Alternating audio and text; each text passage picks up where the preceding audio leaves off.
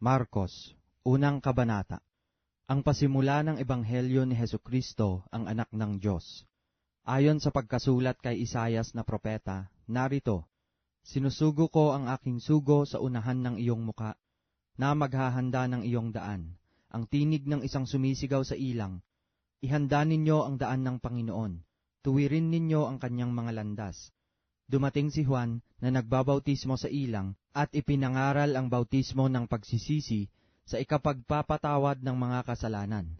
At nilalabas siya ng buong lupain ng Judea at nilang lahat ng mga taga-Jerusalem. At sila'y binabautismohan niya sa ilog ng Jordan na nangagpapahayag ng kanilang mga kasalanan. At si Juan ay nananamit ng balahibo ng kamelyo at may isang pamigkis na katad sa palibot ng kanyang baywang, at kumakain ng mga balang at pulot-pukyutan.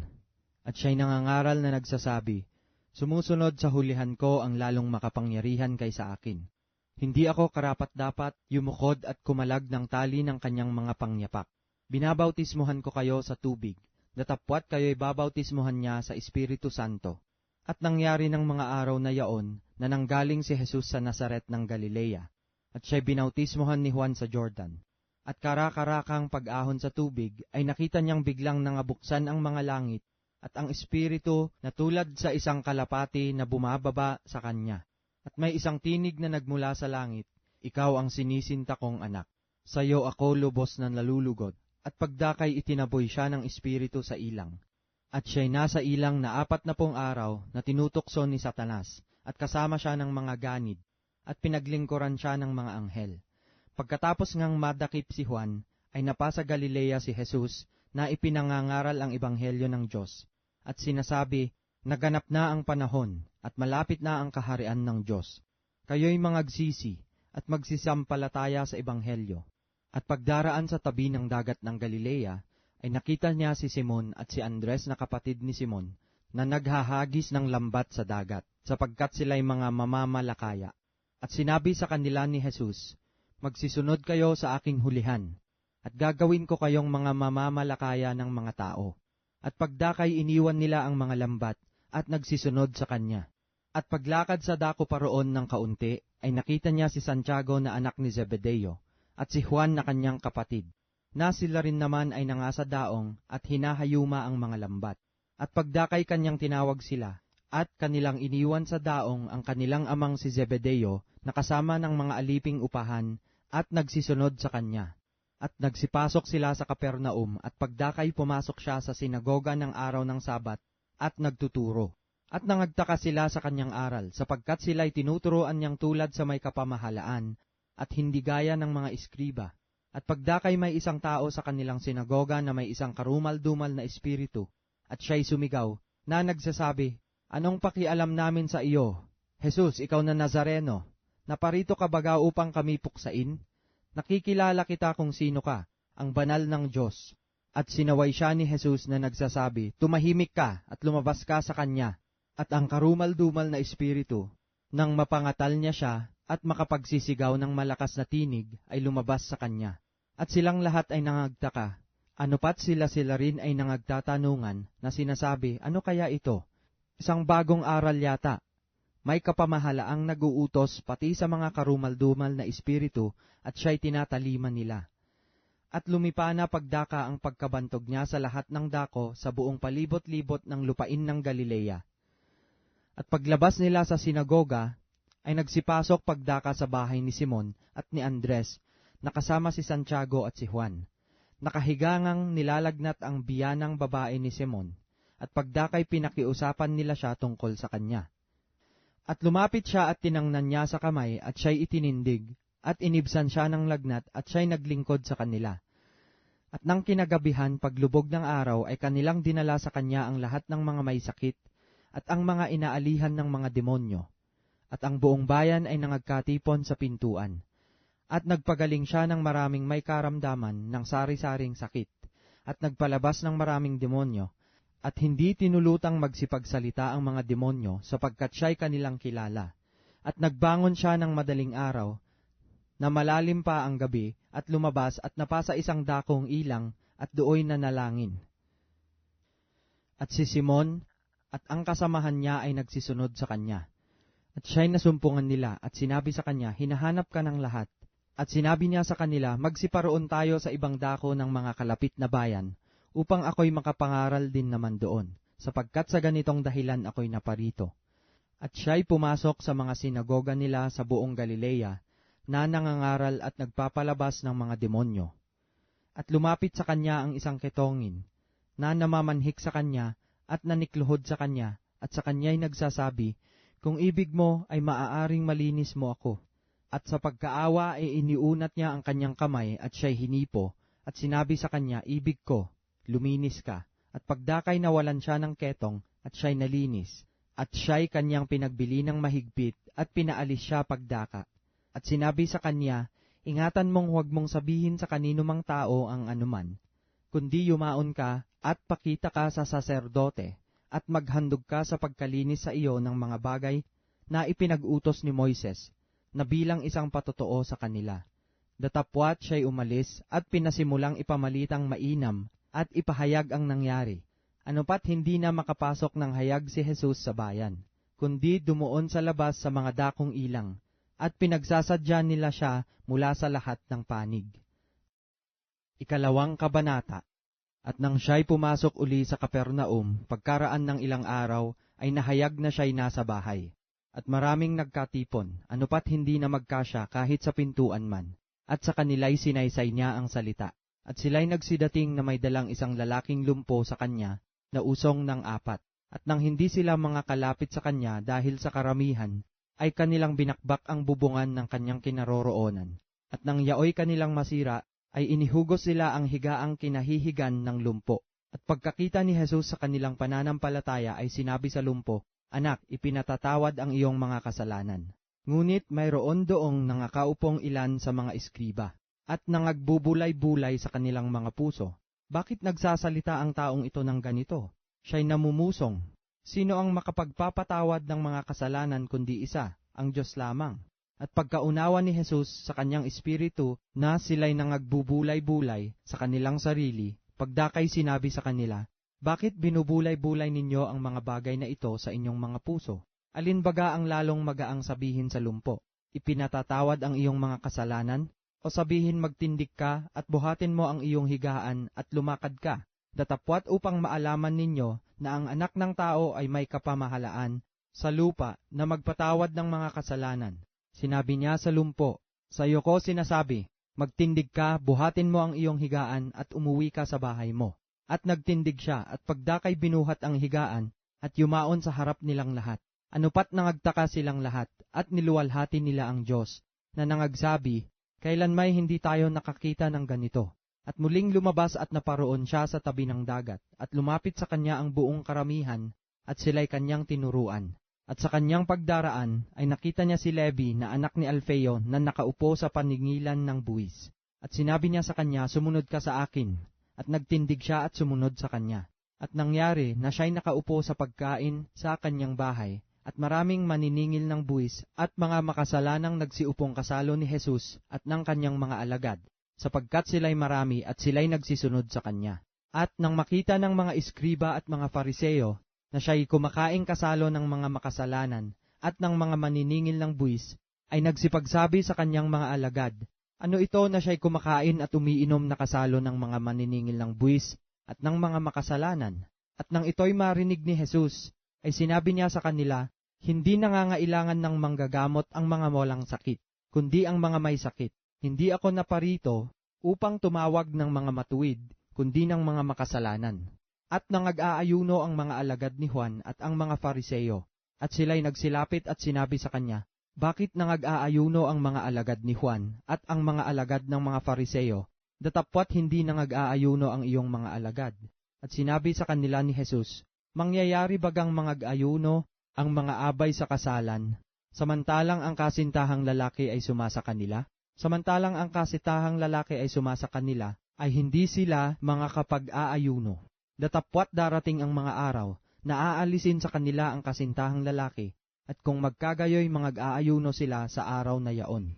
Walang taong nagtatagpi ng matibay na kayo sa damit na luma. Sa ibang paraan, ang itinagpi ay binabatak ang tinagpian, sa makatuwid bagay ang bago sa luma, at lalong lumalala ang punit. at walang taong nagsisilid ng bagong alak sa mga balat na luma. Sa ibang paraan ay pinupunit ng alak ang mga balat at nabububo ang alak at nasisira ang mga balat, kundi ang alak na bago ay isinisilid sa mga bagong balat. At nangyari na nagdaraan siya sa mga bukiran ng trigo ng araw ng Sabat, at ang mga alagad niya samantalang nagsisilakad ay nagpasimulang nagsikitil ng mga uhay. At sinabi sa kanya ng mga Fariseo, "Narito, bakit ginagawa nila sa araw ng Sabat ang hindi matuwid?" At sinabi niya sa kanila, "Kailanman bagay hindi ninyo nabasa ang ginawa ni David, nang siya'y mga ilangan at magutom siya at ang kanyang mga kasamahan? Kung paanong pumasok siya sa bahay ng Diyos ng panahon ng dakilang saserdoteng si Abiatar, at kumain siya ng tinapay na itinalaga, na hindi matuwid kanin maliban na sa mga saserdote lamang, at binigyan pa rin niya ang kanyang mga kasamahan, at sinabi niya sa kanila, ginawa ang Sabat ng dahil sa tao, at di ang tao ng dahil sa Sabat. Kaya't ang anak ng tao ay Panginoon din naman ng Sabat." Ikatlong kabanata. At siya'y muling pumasok sa sinagoga, at dooy may isang lalaki na tuyo ang kanyang kamay. At siya'y inaabangan nila kung pagagalingin siya sa araw ng Sabat, upang siya'y maisakdal nila. At sinabi sa lalaking tuyo ang kamay, "Magtindig ka." At sinabi niya sa kanila, "Katuwiran baga ang gumawa ng magaling sa araw ng Sabat, o ang gumawa ng masama, magligtas ng isang buhay o pumatay?" Datapwat sila'y hindi nagsiimik. At nang siya'y lumingap sa kanila sa palibot-libot na may galit, sapagkat ikinalungkot niya ang katigasan ng kanilang puso, ay sinabi niya sa lalaki, "Iunat mo ang iyong kamay." At iniunat niya, at gumaling ang kanyang kamay. At nagsilabas ang mga Fariseo at pagdakay nakipagsanggunian sa mga Herodiano laban sa kanya, kung paanong siya'y maipapupuksa nila. At si Jesus, nakasama ng kanyang mga alagad, ay lumigpit sa dagat, at nagsisunod sa kanya ang lubhang karamihang taong mula sa Galilea, at mula sa Judea, at mula sa Jerusalem, at mula sa Idumea, at mula sa dakong ibayo ng Jordan, at sa palibot-libot ng Tiro at Sidon, na lubhang maraming tao. Nang mabalitaan ang lubhang mga dakilang bagay na kanyang ginagawa, ay nagsiparoon sa kanya. At sinabi niya sa kanyang mga alagad, na ihanda sa kanya ang isang maliit na daong, dahil sa karamihan, baka siya'y kanilang siksikin. Sapagkat siya'y nakapagpagaling sa marami, anupat sinisiksik siya ng lahat ng mga nasasalot upang siya'y mahipon nila. At ang mga karumal-dumal na espiritu, pagkakita sa kanya, ay nangagpatira pa sa kanyang harapan, at nangagsisigaw at nangagsasabi, "Ikaw ang anak ng Diyos." At ipinagbilin niya sa kanilang mahigpit na siya'y huwag nilang ihayag. At siya'y umahon sa bundok, at tinawag niya ang balang kanyang maibigan, at nagsilapit sila sa kanya. At naghalal siya ng 12 upang sila'y makisama sa kanya, at upang sila'y suguin niyang magsipangaral. At magkaroon ng kapamahalaang magpalayas ng mga demonyo. At si Simon ay kanyang pinamagatang Pedro, at si Santiago na anak ni Zebedeo, at si Juan na kapatid ni Santiago, at sila'y pinamagatan niyang Boanerges, nasa makatuwid bagay mga anak ng kulog, at si Andres at si Felipe at si Bartolome, at si Mateo at si Tomas at si Santiago na anak ni Alfeo, at si Tadeo at si Simon na ang Kananeo, at si Judas Iscariote, na siya ring nagkanulo sa kanya. At pumasok siya sa isang bahay, at muling nagkatipon ang karamihan, anupat sila'y hindi man lamang makakain ng tinapay. At nang mabalitaan niyaon ng kanyang mga kaibigan, ay nagsilabas sila upang siya'y hulihin, sapagkat kanilang sinabi, "Sira ang kanyang bait." At sinabi ng mga iskriba na nagsibaba mula sa Jerusalem, nasa kanya si Beelzebub, at sa pamamagitan ng prinsipe ng mga demonyo, ay nagpapalabas siya ng mga demonyo. At sila'y kanyang pinalapit sa kanya, at sinabi sa kanila sa mga talinghaga, "Paanong mapalalabas ni Satanas si Satanas? At kung ang isang kaharian ay magkabahabahagi laban sa kanyang sarili, hindi mangyayaring makapanatili ang kaharian niyaon. At kung ang isang bahay ay magkabahabahagi laban sa kanyang sarili, ay hindi mangyayaring makapanatili ang bahay na yaon. At kung manghihimagsik si Satanas laban sa kanyang sarili, at magkabahabahagi, hindi siya makapananatili, kundi magkakaroon ng isang wakas. Datapwat walang makapapasok sa bahay ng malakas na tao, at samsamin ang kanyang mga pag-aari, malibang gapusin muna niya ang malakas na tao, at kung magkagayoy, masasamsam ang kanyang bahay. Katotohanang sinasabi ko sa inyo, ipatatawad ang lahat ng kanilang mga kasalanan sa mga anak ng mga tao, at ang mga kapusungan nila kailanmat sila'y mangagsasalita ng kapusungan.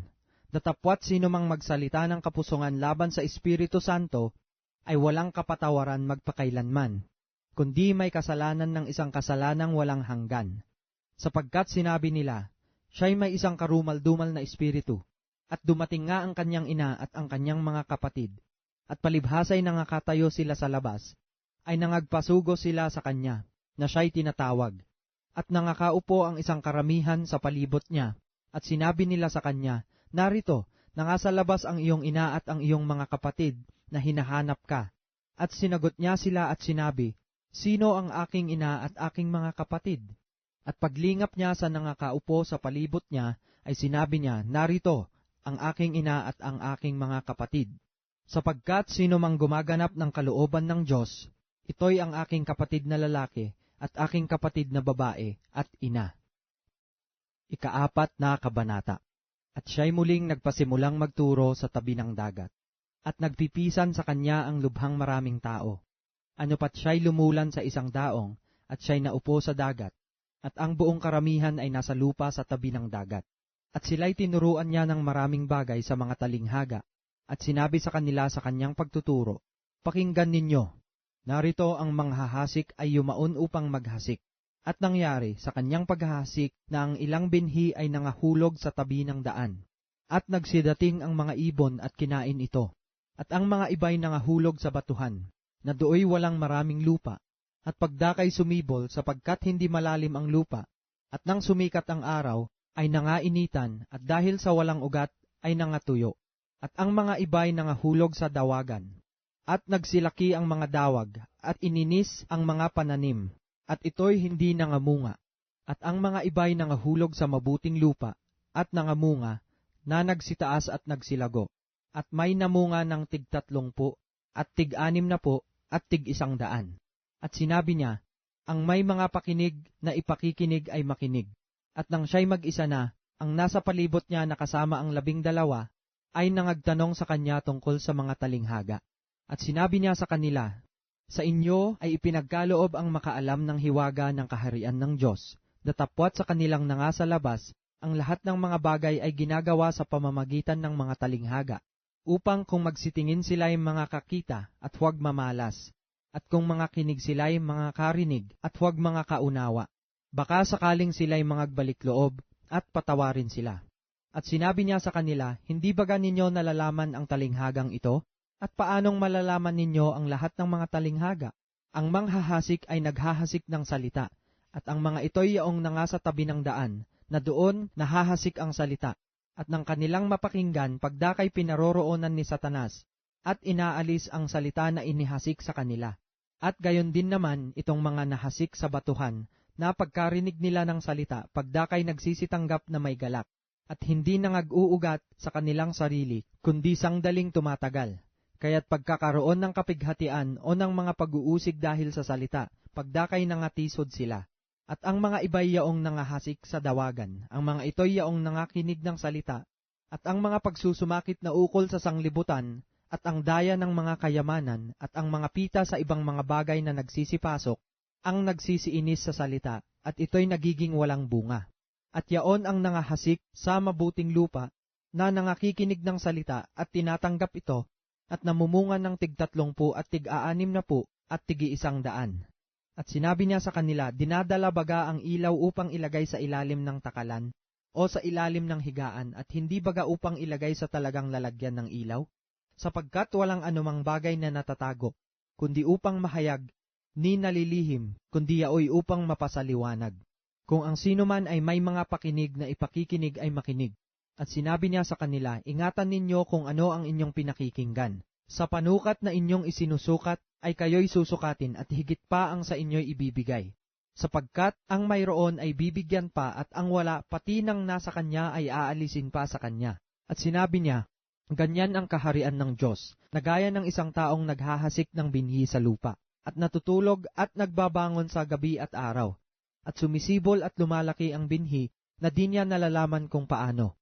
Sa kanyang sarili ay nagbubunga ang lupa, una-unay usbong, saka uhay, pagkatapos ay butil na humihitik sa uhay. Datapwat pagkahinog na ang bunga, ay ginagamit agad ang panggapas, sapagkat dumating na ang pag-aani. At kanyang sinabi, sa ano natin itutulad ang kaharian ng Diyos? O sa anong talinghaga isasaysay natin ito? Ito'y tulad sa butil ng binhi ng mustasa, na pagkahasik sa lupa, bagamat siya'y lalong pinakamaliit sa lahat ng mga binhi na nanga sa lupa, gayon may pagkatanim, ay tumataas at lumalaki ng higit kaysa lahat ng mga gulay, at nagsasanga ng malalabay. Anupat ang mga ibon sa langit ay mga kasisilong sa kanyang lilim, at sa pamamagitan ng gayong maraming talinghaga, ay sinaysay niya sa kanila ang salita, ayon sa makakaya ng kanilang pakinig. At hindi sila kinakausap kundi sa talinghaga, datapwat sa kanyang sariling mga alagad, ay bukod na ipinaliliwanag ang lahat ng mga bagay. At ng araw ding yaon, ng gabi na, ay sinabi niya sa kanila, tumawid tayo sa kabilang ibayo. At pagkaiwan sa karamihan ay kanilang dinala siya sa daong, ayon sa kanyang kalagayan, at mayroon siyang kasamang ibang mga daong. At nagbangon ng isang malakas na bagyo, at sinasalpukan ang daong ng mga alon, na anupat ang daong ay halos natitigib, at siya'y natutulog sa hulihan sa ibabaw ng kutson. At siya'y ginising nila, at sinabi sa kanya, Guro, wala bagang anuman sayo na mapahamak tayo? At gumising siya at sinaway ang hangin at sinabi sa dagat, pumayapa, tumahimik ka. At humimpil ang hangin at humusay na totoo ang panahon. At sinabi niya sa kanila, bakit kayo nangatakot? Wala pa baga kayong pananampalataya? At sila'y nangatakot na lubha, at sila'y nangagsasabihan, sino nga ito, na pati ng hangin at ng dagat ay tumatalima sa kanya? 5 kabanata. At nagsidating sila sa kabilang ibayo ng dagat, sa lupain ng mga Gadareno. At paglunsad niya sa daong, pagdakay sinalubong siya na galing sa mga libingan ng isang lalaki na may isang karumal-dumal na espiritu, na tumatahan sa mga libingan, at sino may hindi siya magapos, kahit ng tanikala, sapagkat madalas na siya ginapos ng mga damal at mga tanikala, at pinagpatid-patid niya ang mga tanikala, at pinagbabali-bali ang mga damal, at walang taong may lakas na makasupil sa kanya. At palaging sa gabit araw ay nagsisisigaw sa mga libingan at sa mga kabundukan, at sinusugatan ang sarili ng mga bato. At pagkatanaw niya sa malayo kay Jesus ay tumakbo at siya'y kanyang sinamba. At nagsisisigaw ng malakas sa tinig na kanyang sinabi, ano ang pakialam ko sa iyo, Jesus, ikaw na anak ng Diyos na kataas-taasan? Kita'y pinamamanhikan alang-alang sa Diyos na wag mo akong pahirapan. Sapagkat sinabi niya sa kanya, lumabas ka sa taong ito, ikaw na karumal-dumal na espiritu. At tinanong niya siya, ano ang pangalan mo? At sinabi niya sa kanya, Pulutong ang pangalan ko, sapagkat marami kami. At ipinamamanhik na mainam sa kanya na wag silang palayasin sa lupaing yaon.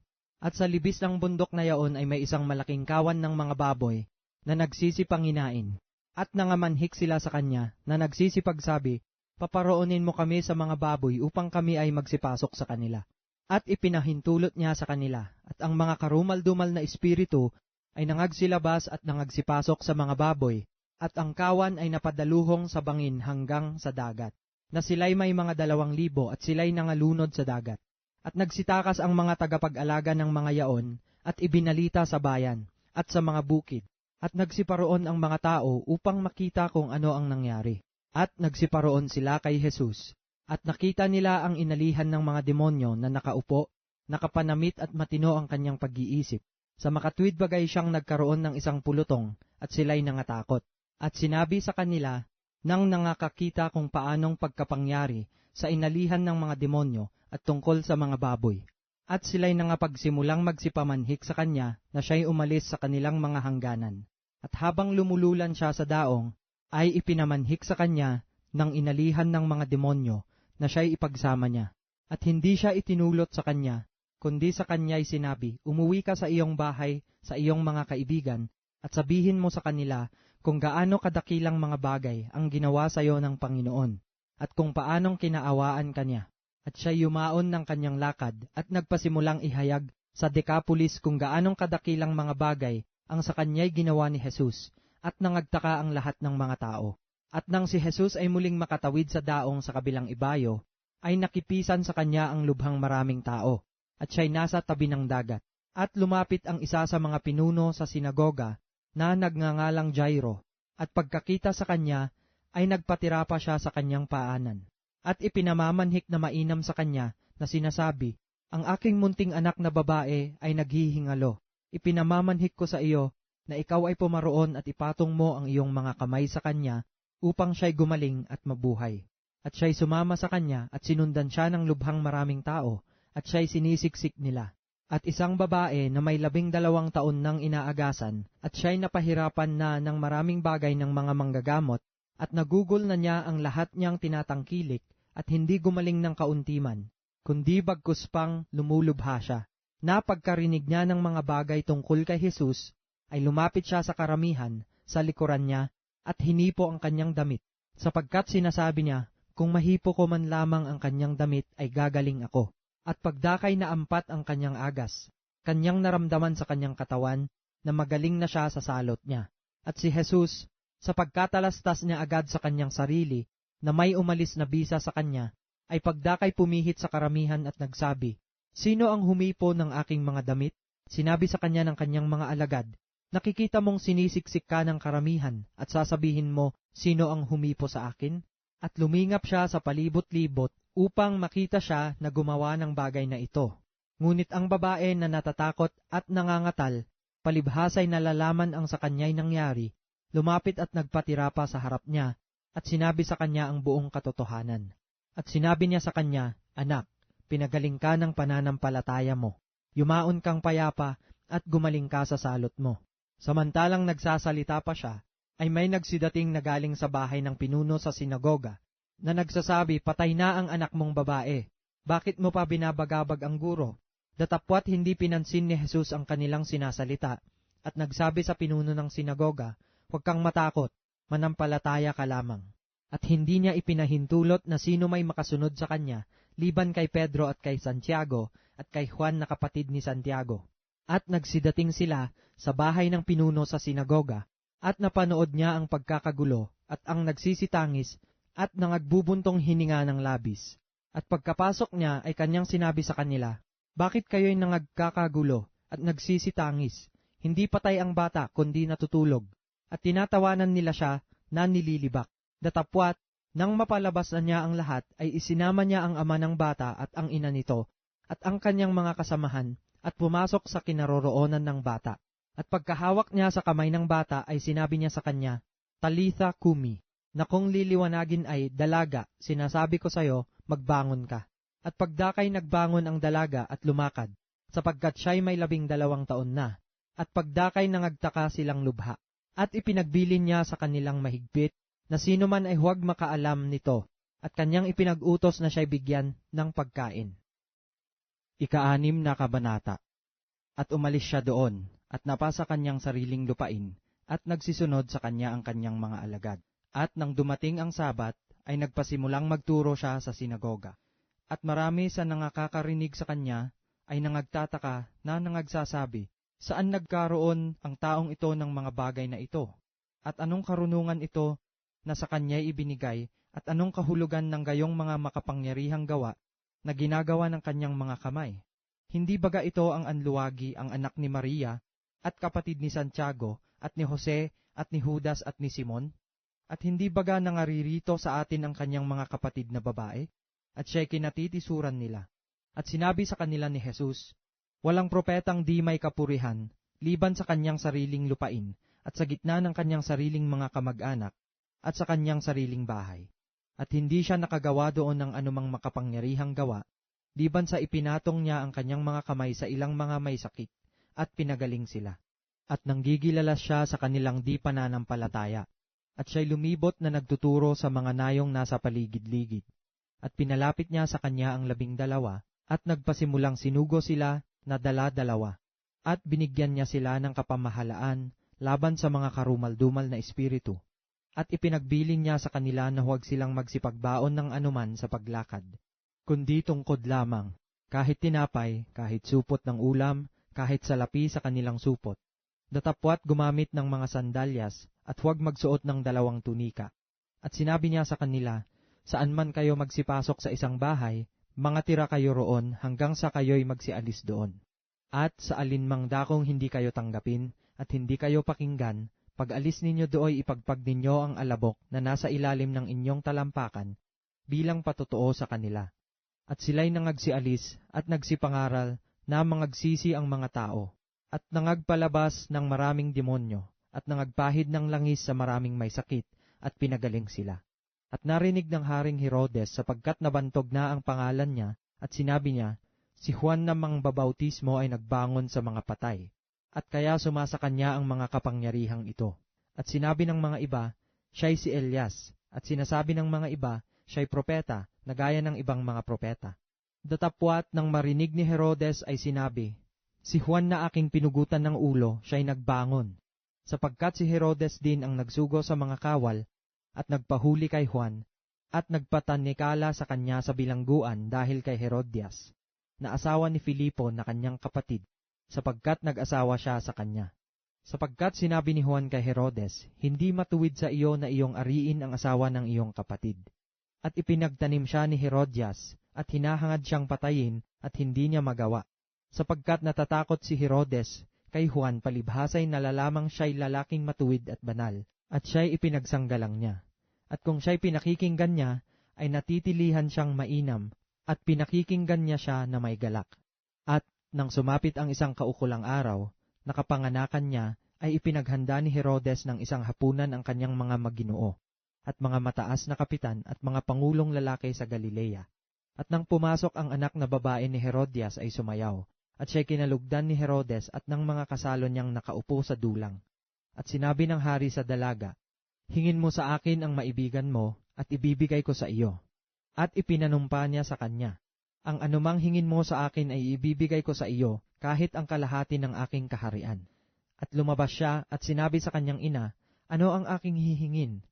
At sinabi niya, ang ulo ni Juan ang mangbabautismo. At pagdakay pumasok siyang dali-dali sa kinaroroonan ng hari at humingi, na sinasabi, ibig ko na ngayon din ang ibigay mo sa akin na nasa isang pinggan ang ulo ni Juan Bautista. At namanglaw na lubha ang hari, datapwat dahil sa kanyang sumpa, at sa nangakaupo sa dulang ay hindi niya itinanggi. At pagdakay nagsugo ang hari sa isang kawal na kanyang bantay, at ipinag-utos na dalhin sa kanya ang ulo niya, at yumaon siya at pinugutan siya ng ulo sa bilangguan. At dinala ang kanyang ulo na nasa isang pinggan, at ibinigay sa dalaga, at ibinigay ng dalaga sa kanyang ina. At nang mabalitaan ng kanyang mga alagad, ay nagsiparoon sila at binuhat ang kanyang bangkay, at inilagay sa isang libingan. At ang mga apostol ay nangagpisan kay Jesus, at isinaysay nila sa kanya ang lahat ng mga bagay na kanilang ginawa, at ang lahat ng kanilang itinuro. At sinabi niya sa kanila, magsiparito kayo ng bukod sa isang dakong ilang, at mangagpahinga kayo ng kaunti, sapagkat marami ang nangagpaparoot parito, at sila'y hindi man lamang mangagkapanahon na magsikain. At nagsiayon silang nanga sa daong, at nangapa sa isang dakong ilang at bukod. At nangakita sila ng mga tao sa pag-alis, at sila'y nangakilala ng marami, at parang nagsisitakbo na nagsiparoon doon mula sa lahat ng mga bayan, at naunang nagsirating pakay sa kanila. At lumabas siya at nakita ang lubhang maraming tao, at nahabag siya sa kanila sapagkat sila'y gaya ng mga tupa na walang pastor, at siya'y nagpasimulang tinuruan sila ng maraming bagay. At nang gumabi na, ay nagsilapit sa kanya ang kanyang mga alagad, at nangagsabi, ilang ang dakong ito at gumagabi na. Payaunin mo sila upang sila'y magsiparoon sa mga bayan at mga nayon sa palibot-libot nito, at mangagsibili ng anumang makakain. Datapwat siya'y sumagot at sinabi sa kanila, bigyan ninyo sila ng makakain. At sinabi nila sa kanya, magsisiyaon ba kami at magsisibili ng 200 dinaryong tinapay at ipakakain namin sa kanila? At sinabi niya sa kanila, ilang tinapay mayroon kayo? Magsiparoon kayo at inyong tingnan. At nang mga alaman nila ay kanilang sinabi, 5 at 2 isda. At iniutos niya sa kanila na paupuin silang lahat na pulo-pulutong sa ibabaw ng damuhang sariwa. At sila'y nagsiupong hanay-hanay, na tig 100 at tig 50. At kinuha niya ang 5 tinapay at ang 2 isda, at pagtingala sa langit ay kanyang pinagpala, at pinagputol-putol ang mga tinapay, at ibinigay niya sa mga alagad upang ihain nila sa kanila. At ipinamahagi niya sa kanilang lahat ang 2 isda. At nagsikain silang lahat at nangabusog. Kanilang pinulot ang mga pinagputol-putol, 12 bakol na puno ng tinapay at mga isda naman. At ang nagsikain ng mga tinapay ay 5,000 lalaki. At pagdakay pinalulan niya sa daong ang kanyang mga alagad at pinauna sa kanya sa kabilang ibayo, sa Betsaida, samantalang pinayayaon niya ang karamihan. At pagkatapos na mapagpaalam niya sila, ay naparoon siya sa bundok upang manalangin. At nang dumating ang gabi, ang daong ay nasa gitna ng dagat at siya'y nag-iisa sa lupa. At pagkakita sa kanila na totoong nangalulumbay sa paggaod, sapagkat sinasalunga sila ng hangin, at malapit na ang ikaapat na pagpupuyat sa gabi, ay naparoon siya sa kanila, na lumalakad sa ibabaw ng dagat, at ibig silang lagpasan. Datapwat sila nang makita nilang siya'y lumalakad sa ibabaw ng dagat, ay inakala nilang siya'y isang multo, at nangagsisigaw, sapagkat nakita siya nilang lahat, at nangagulumihanan. Datapwat pagdakay nagsalita siya sa kanila, at sa kanila'y sinabi, "Laksan ninyo ang inyong loob, ako nga, huwag kayong mga takot." At pinanhik niya sila sa daong, at humimpil ang hangin, at sila'y nanganggilalas ng di kawasa sa kanilang sarili. Palibhasa hindi pa nila natatalastas yaong tungkol sa mga tinapay, dahil sa ang kanilang puso'y pinatigas. At nang mga katawid na sila, ay narating nila ang lupa ng Genezaret, at nagsisadsad sa daungan. At paglunsad nila sa daong, pagdakay nakilala siya ng mga tao. At nang malibot nilang nagtutumulin ang buong lupaing yaon, at nagpasimulang dalhin sa kanya ang mga may sakit na nasa kanilang higaan, saan man nila marinig na naroon siya, at saan man siya pumasok sa mga nayon, o sa mga bayan o sa mga bukid, ay inilalagay nila sa mga liwasan ang mga may sakit, at ipinamamanhik sa kanya na ipahipo man lamang sa kanila ang laylayan ng kanyang damit, at ang lahat ng nagsihipo sa kanya ay pawang nagsigaling. Ikapitong kabanata. At nakisama sa kanila ang mga Fariseyo, at ilan sa mga eskriba na nagsipanggaling sa Jerusalem, at kanilang nangakita ang ilan sa kanyang mga alagad na nagsisikain ng kanilang tinapay ng mga kamay na marurumi, sa makatwid bagay mga kamay na hindi hinugasan, sapagkat ang mga Fariseyo at ang lahat ng mga Hudyo ay hindi nagsisikain, kundi muna mga hugas na maingat ng mga kamay, na pinanghahawakan ang mga salit-saling sabi ng matatanda. At kung nagsisipanggaling sila sa pamilihan, kung hindi muna mga hugas, ay hindi sila nagsisikain. At may iba pang maraming bagay na kanilang minana upang ganapin, gaya ng mga paghuhugas ng mga inuman, at ng mga saro, at ng mga inumang tanso. At siya'y tinanong ng mga Fariseyo at ng mga eskriba, "Bakit ang iyong mga alagad ay hindi nagsisilakad ng ayon sa salit-saling sabi ng matatanda, kundi nagsisikain sila ng kanilang tinapay, ng mga kamay na karumal-dumal?" At sinabi niya sa kanila, "Mabuti ang pagkahula ni Isaias tungkol sa inyong mga mapagpaimbabaw, ayon sa nasusulat, ang bayang ito'y iginagalang ako ng kanyang mga labi, datapwat ang kanilang puso ay malayo sa akin. Datapwat walang kabuluhan ang pagsamba nila sa akin, na nagtuturo ng kanilang pinakaaral ng mga utos ng mga tao. Nilisan ninyo ang utos ng Diyos at inyong pinanghahawakan ang salit-saling sabi ng mga tao." At sinabi niya sa kanila, "Totoong itinatakwil ninyo ang utos ng Diyos, upang mga ganap ninyo ang inyong mga salit-saling sabi. Sapagkat sinabi ni Moises, igalang mo ang iyong ama at ang iyong ina, at ang manungayaw sa ama o sa ina ay mamatay siyang walang pagsala. Datapwat sinasabi ninyo, kung sabihin ng isang tao sa kanyang ama o sa kanyang ina, yaong mangyayaring pakinabangan mo sa akin ay korban, sa makatwid bagay hain sa Diyos. Hindi na ninyo siya pinabayaang gumawa ng anuman na ukol sa kanyang ama o sa kanyang ina, na niwawalang kabuluhan ang salita ng Diyos ng inyong salit-saling sabi na inyong itinuro, at nagsisigawa kayo ng iba pang maraming bagay na kawangis nito." At muling pinalapit niya sa kanya ang karamihan at sinabi sa kanila, "Pakinggan ninyong lahat ako at inyong unawain. Walang anumang nasa labas ng katawan ng tao na pagpasok sa kanya ay makakahawa sa kanya. Datapwat ang mga bagay na nagsisilabas sa tao, yaon ang nangakakahawa sa tao. Kung ang sino man ay may pakinig, na ipakikinig ay makinig."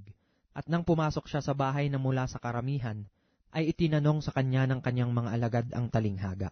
At sinabi niya sa kanila, "Kayo baga naman ay wala ring pag-iisip?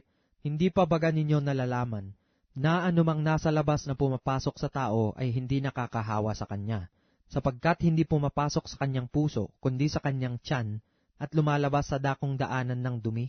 Sa salitang ito'y nililinis na ang lahat ng pagkain."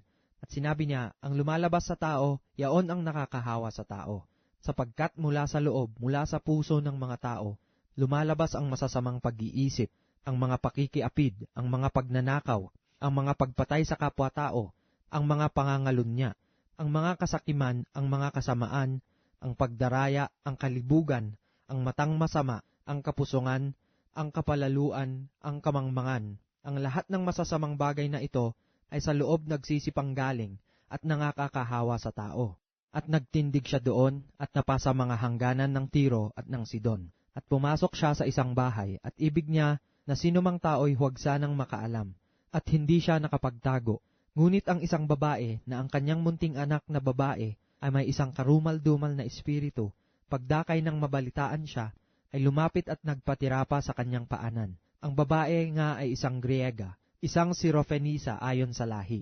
At ipinamamanhik niya sa kanya na palabasin sa kanyang anak ang demonyo, at sinabi niya sa kanya, pabayaan mo munang mga busog ang mga anak, sapagkat hindi marapat na kunin ang tinapay ng mga anak at itapon sa mga aso. Datapwat siya'y sumagot at sinabi sa kanya, Oo, Panginoon, kahit ang mga aso sa ilalim ng dulang ay nagsisikain ng mga mumo ng mga anak. Sinabi niya sa kanya, dahil sa sabing ito humayo ka, nakaalis na ang demonyo sa iyong anak. At umuwi siya sa kaniyang bahay, at naratnan ang anak na nakahiga sa higaan, at nakaalis na ang demonyo. At siya'y muling umalis sa mga hangganan ng Tiro at napasa Sidon hanggang sa dagat ng Galilea, na kanyang tinahak ang mga hangganan ng Decapolis. At dinala nila sa kanya ang isang bingi at utal, at ipinamanhik nila sa kanya na kanyang ipatong ang kanyang kamay sa kanya. At siya'y inihiwalay niya ng bukod sa karamihan, at isinuot ang kanyang mga daliri sa mga tenga niya, at siya'y lumura at hinipo ang kanyang dila, at pagkatingala sa langit ay siya'y nagbuntong hininga at sinabi sa kanya, Ephatha, sa makatwid bagay mabuksan. At nangabuksan ang kanyang mga pakinig at nakalag ang tali ng kanyang dila, at siya'y nakapagsalitang malinaw. At ipinagbilin niya sa kanila na kaninumang tao ay huwag nilang sabihin, ngunit kung kailan lalong ipinagbabawal niya sa kanila ay lalo namang kanilang ibinabantog.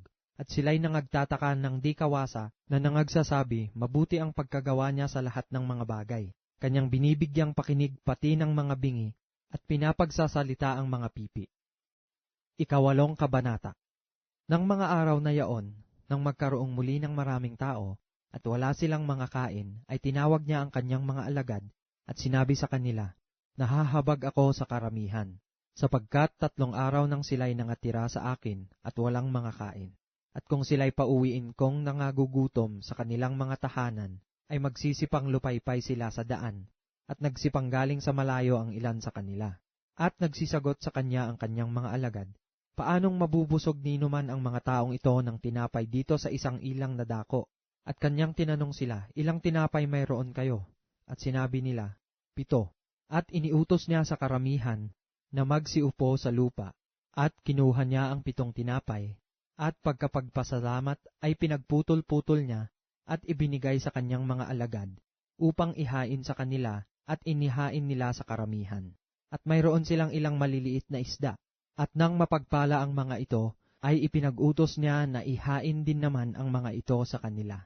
At sila'y nagsikain at nangabusog, at kanilang pinulot ang lumabis sa mga pinagputol-putol na 7 bakol na puno. At sila'y may mga 4,000 at pinayaon niya sila. At pagdakay lumulan siya sa daong nakasama ang kanyang mga alagad, at napasa mga sakop ng dalmanuta. At nagsilabas ang mga Fariseo at nangagpasimulang makipagtalo sa kanya, na hinahanapan siya ng isang tandang mula sa langit, na tinutukso siya. At nagbuntong hininga siya ng malalim sa kanyang espiritu at nagsabi, bakit humahanap ng tanda ang lahing ito? Katotohanang sinasabi ko sa inyo, walang tandang ibibigay sa lahing ito. At sila'y iniwan niya at muling pagkalulan sa daong ay tumawid sa kabilang ibayo. At nangalimutan nilang magsipagdala ng tinapay at wala sila kundi isang tinapay sa daong. At ipinagbilin niya sa kanila na nagsabi, tingnan ninyo at mangag-ingat kayo sa lebadura ng mga Fariseo at sa lebadura ni Herodes. At nangagkatuwiran sila rin, na nangagsasabi, wala tayong tinapay. At pagkahalata nito ni Jesus ay sinabi sa kanila, bakit nangagbubulay-bulay kayo sapagkat wala kayong tinapay? Hindi pa baga ninyo na paghahalata, ni napag-uunawa man? Nangagmatigas na baga ang inyong puso? Mayroon kayong mga mata, hindi baga kayo nangakakakita? At mayroon kayong mga tainga, hindi baga kayo nangakakarinig? At hindi baga ninyo nangaaala-ala? Nang aking pagputol-putulin ang 5 tinapay sa 5,000 lalaki, Ilang bakol na puno ng mga pinagputol-putol ang inyong binuhat. Sinabi nila sa kanya, 12. At nang pagputol-putulin ang 7 tinapay sa 4,000, ilang bakol na puno ng mga pinagputol-putol ang binuhat ninyo? At sinabi nila sa kanya, 7. At sinabi niya sa kanila, hindi pa ba ninyo na pag-uunawa? At nagsidating sila sa Bethsaida, at dinalan nila sa kanya ang isang lalaking bulag, at ipinamanhik sa kanya na siya'y hipuin. At hinawakan niya sa kamay ang lalaking bulag, at dinala niya sa labas ng nayon. At nang maluraan ang kanyang mga mata, at maipatong ang kanyang mga kamay sa kanya, ay kanyang tinanong siya, nakakakita ka baga ng anuman? At siya'y tumingala at nagsabi, nakakakita ako ng mga tao, sapagkat namamasdan ko silang tulad sa mga punong kahoy, na nagsisilakad. Saka ipinatong na muli sa kanyang mga mata ang mga kamay niya, at siya'y tumitig at gumaling, at nakita niyang maliwanag ang lahat ng mga bagay. At pinauwi niya siya sa kanyang tahanan, na sinasabi, huwag kang pumasok kahit sa nayon. At pumaroon si Jesus at ang kanyang mga alagad sa mga nayon ng Cesarea ni Filipo, at sa daan ay itinanong niya sa kanyang mga alagad, na sinabi sa kanila, ano baga ang sabi ng mga tao kung sino ako? At sinaysay nila sa kanya, na sinasabi, si Juan Bautista, at ang mga iba, si Elias, datapwat ang mga iba, isa sa mga propeta. At tinanong niya sila, datapwat ano ang sabi ninyo kung sino ako? Sumagot si Pedro at nagsabi sa kanya, ikaw ang Kristo. At ipinagbilin niya sa kanila na huwag sabihin kanino man ang tungkol sa kanya.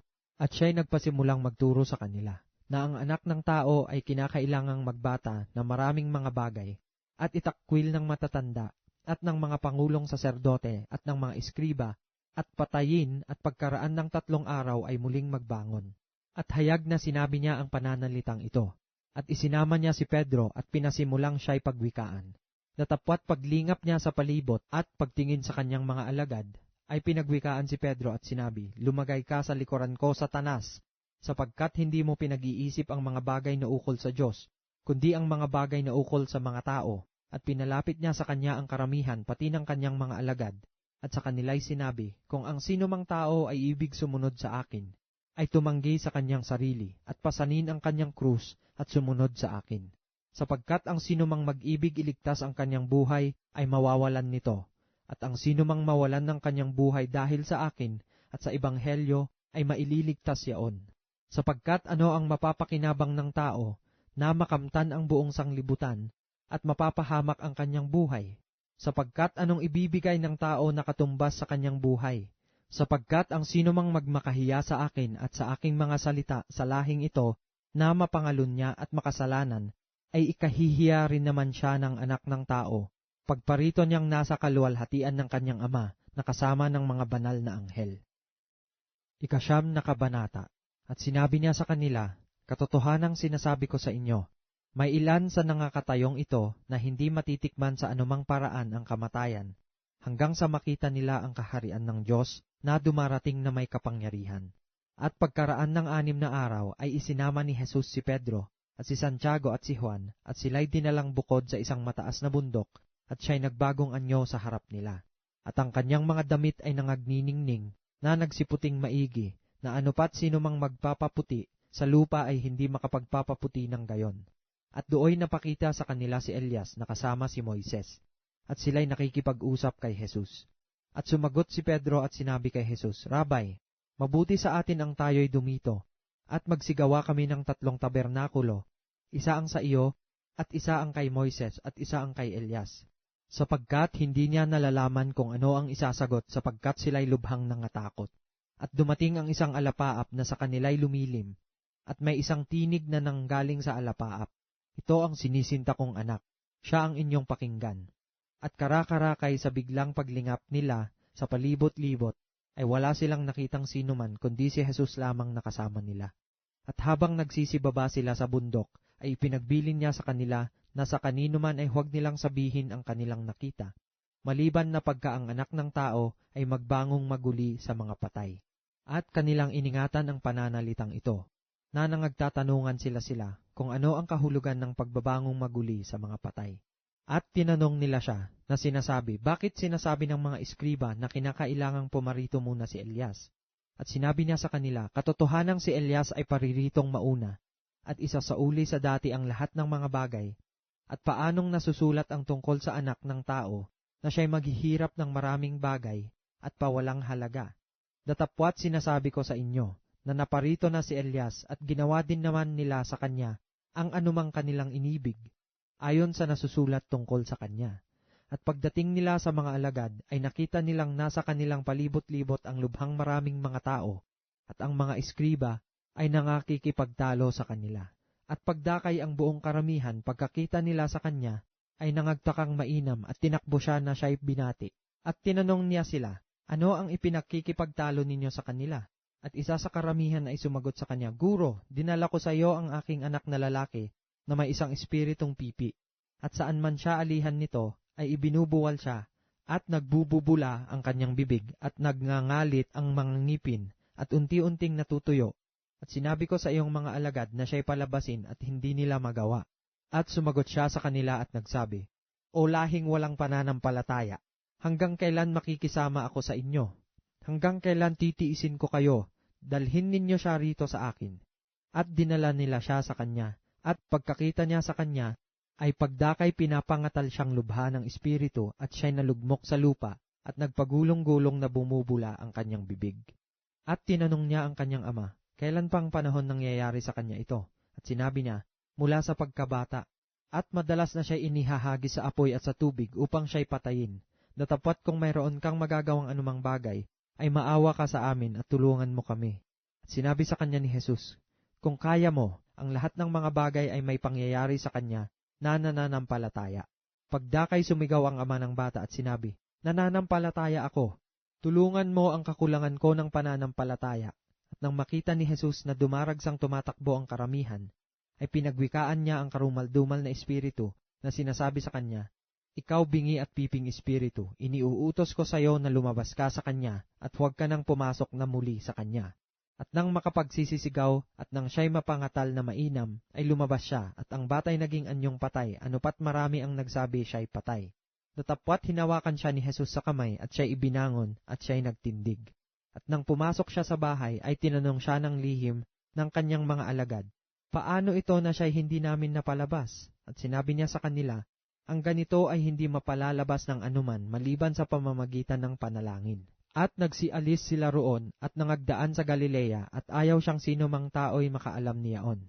Sapagkat tinuruan niya ang kanyang mga alagad at sa kanila'y sinabi, ibibigay ang anak ng tao sa mga kamay ng mga tao at siya'y papatayin nila.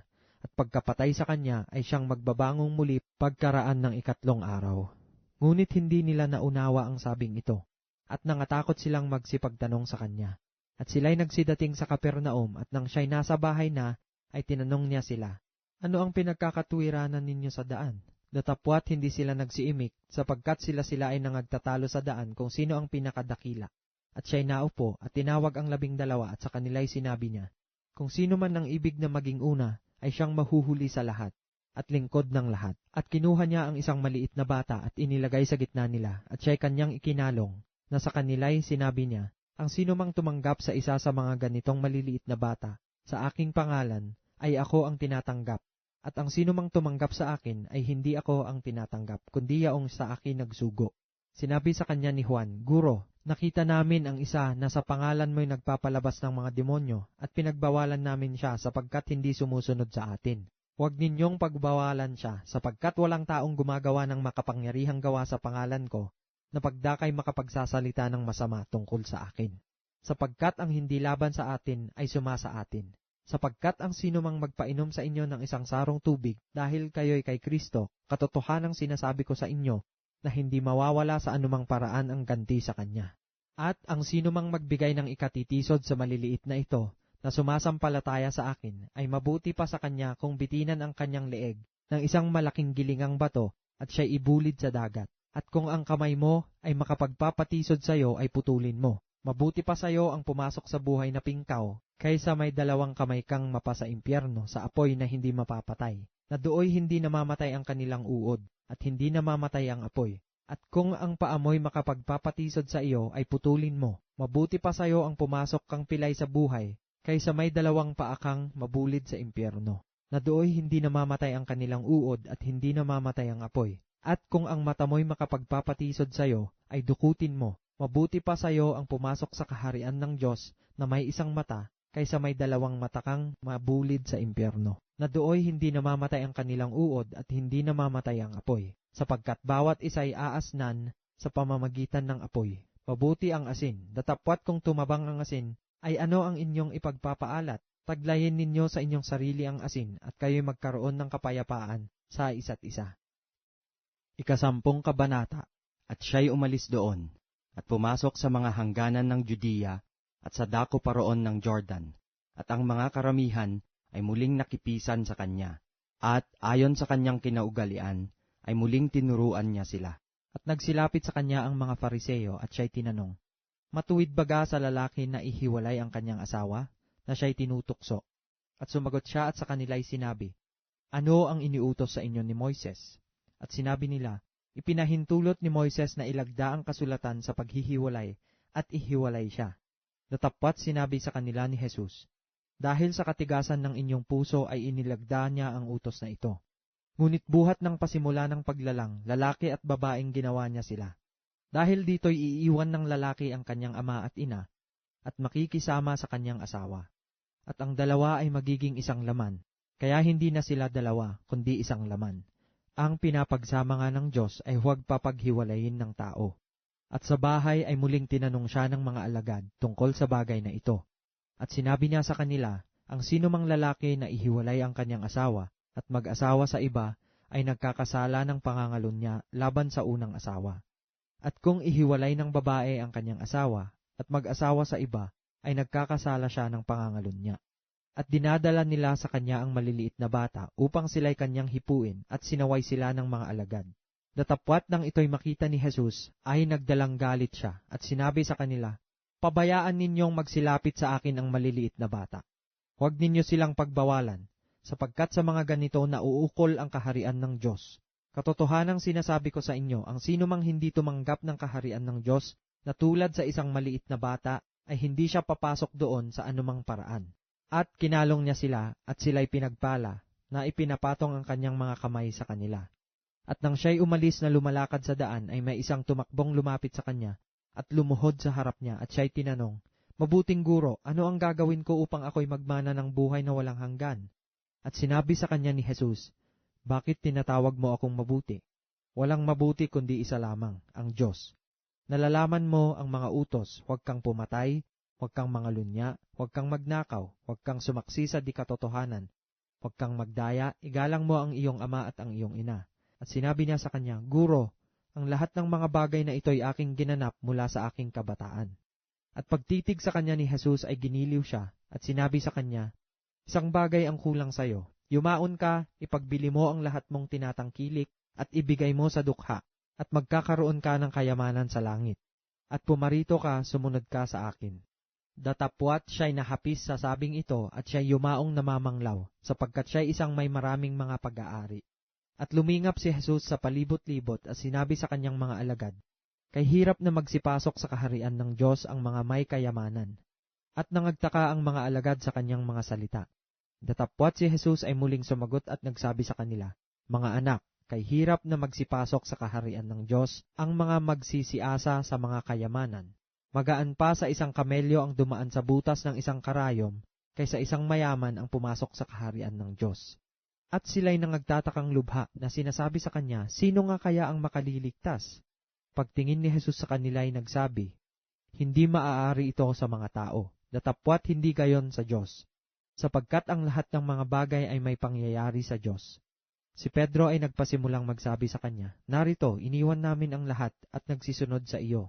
Sinabi ni Jesus, katotohanang sinasabi ko sa inyo, walang taong nag-iwan ng bahay o mga kapatid na lalaki o mga kapatid na babae, o ina o ama, o mga anak o mga lupa dahil sa akin at dahil sa ebanghelyo na hindi siya tatanggap ng tig-100 ngayon sa panahong ito ng mga bahay at mga kapatid na lalaki at mga kapatid na babae at mga ina at mga anak at mga lupa kalakip ng mga pag-uusig at sa sanglibutang darating ay nang walang hanggang buhay.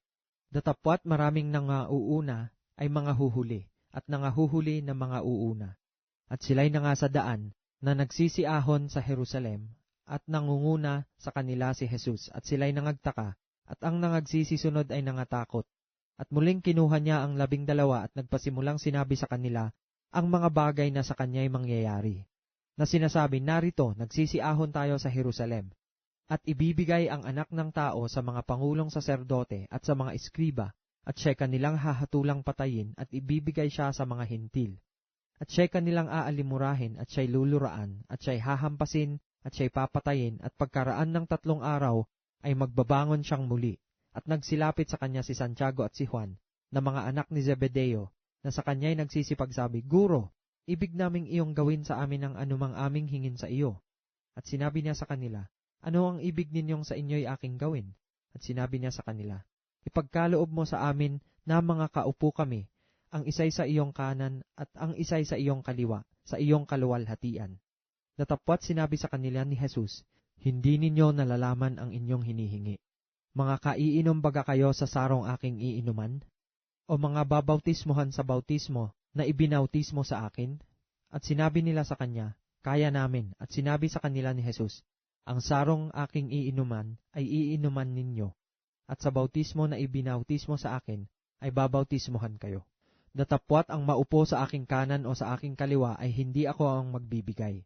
Datapwat yaon ay para sa kanila na mga pinaghahandaan. At nang marinig ito ng 10, ay nangagpasimula silang mga galit kay Santiago at kay Juan. At sila'y pinalapit ni Jesus sa kanya at sa kanila'y sinabi, Nalalaman ninyo na yaong mga inaaring mga pinuno ng mga hentil ay nangapapa Panginoon sa kanila, at ang sa kanila'y mga dakila ay nagsisigamit ng kapamahalaan sa kanila. Datapwat sa inyo ay hindi gayon, kung ang sino mang ibig na dumakila sa inyo ay magiging lingkod ninyo, at ang sino man sa inyo ang mag-ibig manguna ay magiging alipin ng lahat. Sapagkat ang anak ng tao rin naman ay hindi naparito upang paglingkuran, kundi upang maglingkod at ibigay ang kanyang buhay na pangtubos sa marami.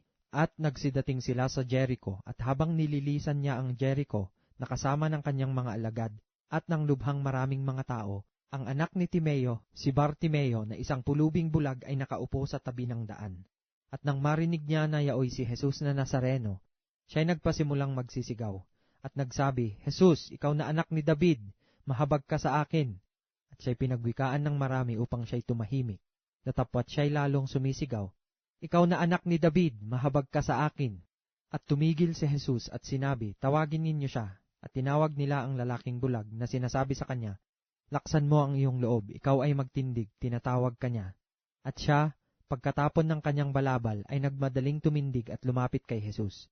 At sumagot sa kanya si Jesus at sinabi, Ano ang ibig mong gawin ko sa iyo? At sinabi ng lalaking bulag, Rabboni, natanggapin ang aking paningin. At sinabi sa kanya ni Jesus, Humayo ka ng iyong lakad, pinagaling ka ng iyong pananampalataya. At pagdakay tinanggap niya ang kanyang paningin at siya'y sumunod sa kanya sa daan. 11 kabanata. At nang malapit na sila sa Jerusalem, sa Bethfage at sa Betanya, sa bundok ng mga Ulibo ay sinugo niya ang 2 sa kanyang mga alagad, at sa kanila'y sinabi, Magsiparoon kayo sa nayong nasa tapat ninyo, at pagkapasok ninyo roon ay masusumpungan ninyo ang isang nakataling batang asno, na hindi pa nasasakyan ng sinumang tao. Inyong kalagin siya, at dalhin ninyo siya rito. At kung may magsabi sa inyo, bakit ninyo ginagawa ito? Sabihin ninyo, kinakailangan siya ng Panginoon, at pagdakay ipadadala niya siya rito. At sila'y nagsiyaon, at kanilang nasumpungan ang batang asno na nakatali sa pintuan sa labas ng lansangan, at siya'y kanilang kinalag. At ilan sa nangakatayo roon ay nangagsabi sa kanila, Ano ang ginagawa ninyo na inyong kinakalag ang batang asno? At sinabi nila sa kanila ayon sa sinabi ni Jesus, at pinabayaan nilang sila'y magsialis. At dinala nila ang batang asno kay Jesus, at inilagay nila sa ibabaw ng batang asno ang kanilang mga damit, at ito'y sinakyan ni Jesus. At marami ang nagsisipaglatag ng kanilang mga damit sa daan, at ang mga ibay ng mga sanga na kanilang pinutol sa mga parang. At ang nangasaunahan at ang nagsisisunod ay nangagsisigawan, Hosana, mapalad ang pumaparito sa pangalan ng Panginoon. Mapalad ang kahariang pumaparito, ang kaharian ng ating amang si David. Hosana sa kataas-taasan. At pumasok siya sa Jerusalem sa templo, at nang malingap niya sa palibot-libot ang lahat ng mga bagay, at palibhasay hapon na, ay pumaroon siya sa Betanya na kasama ang 12. At sa kinabukasan, pagkaalis nila sa Betanya, ay nagutom siya. At pagkatanaw niya sa malayo ng isang puno ng igos na may mga dahon, ay lumapit siya, na baka sakaling makasumpong doon ng anuman. At nang siya'y malapit sa kanya ay wala siyang nasumpungang anuman kundi mga dahon, sapagkat hindi panahon ng mga igos. At sumagot si Jesus at sinabi rito, "Sino mang tao'y hindi kakain ng iyong bunga mula ngayon at magpakailanman." At ito'y narinig ng kanyang mga alagad. At nagsidating sila sa Jerusalem. At pumasok siya sa templo, at nagpasimulang kanyang itinaboy ang nangagbibili at nagsisibili sa loob ng templo, at ginulo ang mga dulang na nangagpapalit ng salapi at ang mga upuan na nangagbibili ng mga kalapati. At hindi niya ipinahintulot na sino man ay magdala ng anumang sisidlan sa templo.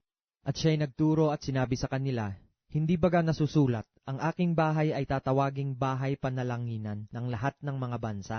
Datapwat ginawa ninyong yungib ng mga tulisan." At yaoy narinig ng mga pangulong saserdote at ng mga eskriba, at pinagsisikapan kung paanong siya'y kanilang maipapapuksa, sapagkat nangatatakot sila sa kanya, dahil sa buong karamihan ay nanggigilalas sa kanyang aral. At gabi-gabi lumalabas siya sa bayan. At sa pagdaraan nila pagkaumaga, ay nakita nila na ang puno ng igos ay tuyo na mula sa mga ugat. At sa pagkaalaala ni Pedro ay sinabi sa kanya, "Rabay, narito ang sinumpa mong puno ng igos ay natuyo."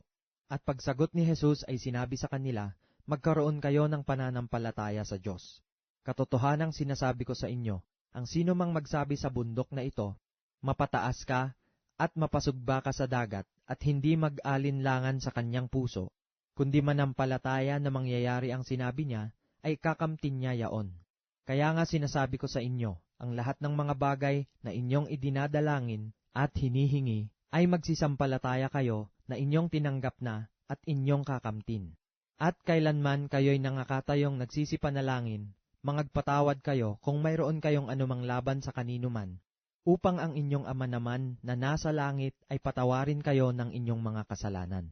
Datapwat kung hindi kayo magpapatawad, hindi rin kayo patatawarin sa inyong mga kasalanan ng inyong Ama na nasa mga langit." At sila'y nagsiparoong muli sa Jerusalem, at samantalang lumalakad siya sa templo, ay nagsilapit sa kanya ang mga pangulong saserdote, at ang mga eskriba at ang matatanda. At sinabi nila sa kanya, "Sa anong kapamahalaan ginagawa mo ang mga bagay na ito? O sino ang sayo'y nagbigay ng kapamahalaang ito upang gawin mo ang mga bagay na ito?"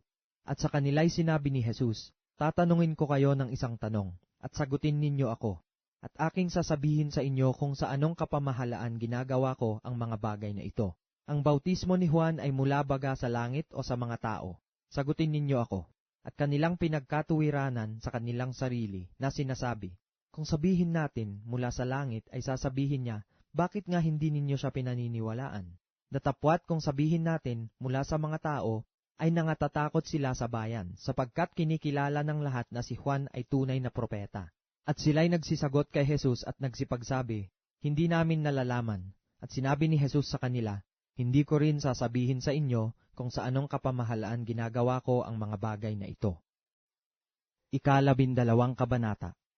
At nagpasimulang pinagsalitaan niya sila sa mga talinghaga. Nagtanim ang isang tao ng isang ubasan, at binakuran ng mga buhay na punong kahoy, at humukay roon ng isang pisaan ng ubas, at nagtayo ng isang bantayan, at ipinagkatiwala yaon sa mga magsasaka, at napasa ibang lupain. At sa kapanahunan ay nagsugo siya ng isang alipin sa mga magsasaka, upang tanggapin niya sa mga magsasaka ang mga bunga ng ubasan. At hinawakan nila siya at hinampas siya, at siya'y pinauwing walang dala. At siya'y muling nagsugo sa kanila ng ibang alipin, at ito'y kanilang sinugatan sa ulo, at dinuwahagi. At nagsugo siya ng iba, at ito'y kanilang pinatay. At ang iba pang marami, na hinampas ang iba, at ang iba'y pinatay. Mayroon pa siyang isang sinisintang anak na lalaki. Ito'y sinugo niyang kahuli-hulihan sa kanila, na sinasabi, "Igagalang nila ang aking anak." Datapwat ang mga magsasakang yaon, ay nangagsang usapan, "Ito ang tagapagmana, halikayo, atin siyang patayin, at magiging atin ang mana." At siya'y kanilang hinawakan, at siya'y pinatay, at itinaboy sa labas ng ubasan. Ano nga kaya ang gagawin ng Panginoon ng ubasan? Siya'y paroroon at pupuksain ang mga magsasaka, at ibibigay ang ubasan sa mga iba. Hindi man lamang baga nabasa ninyo ang kasulatang ito, ang batong itinakwil ng nangagtayo ng gusali, ang siya ring ginawang pangulo sa panulok. Ito'y mula sa Panginoon, at ito'y kagilagilalas sa harap ng ating mga mata. At pinagsikapan nilang hulihin siya, at sila'y natakot sa karamihan sapagkat kanilang napaghalata na kanyang sinalita ang talinghaga laban sa kanila. At siya'y iniwan nila at nagsialis. At kanilang sinugo sa kanya ang ilan sa mga Fariseo at sa mga Herodiano upang siya'y mahuli nila sa pananalita. At nang sila'y magsilapit ay kanilang sinabi sa kanya, Guro, nalalaman namin na ikaw ay totoo, at hindi ka nangingimi kanino man, sapagkat hindi ka nagtatangi ng mga tao, kundi itinuturo mong may katotohanan ang daan ng Diyos. Matuwid bagang bumuwis kay Cesar o hindi? Bubuwis baga kami o hindi kami bubuwis? Datapwat siya na nakatataho ng kanilang pagpapaimbabaw ay nagsabi sa kanila, Bakit ninyo ako tinutukso? Magdala kayo rito sa akin ng 1 denaryo upang aking makita. At dinalhan nila, at sinabi niya sa kanila, Kanino ang larawang ito at ang nasusulat? At sinabi nila sa kanya, Kay Cesar. At sinabi sa kanila ni Jesus, Ibigay ninyo kay Cesar ang sa kay Cesar, at sa Diyos ang sa Diyos. At sila'y nang gilalas na mainam sa kanya.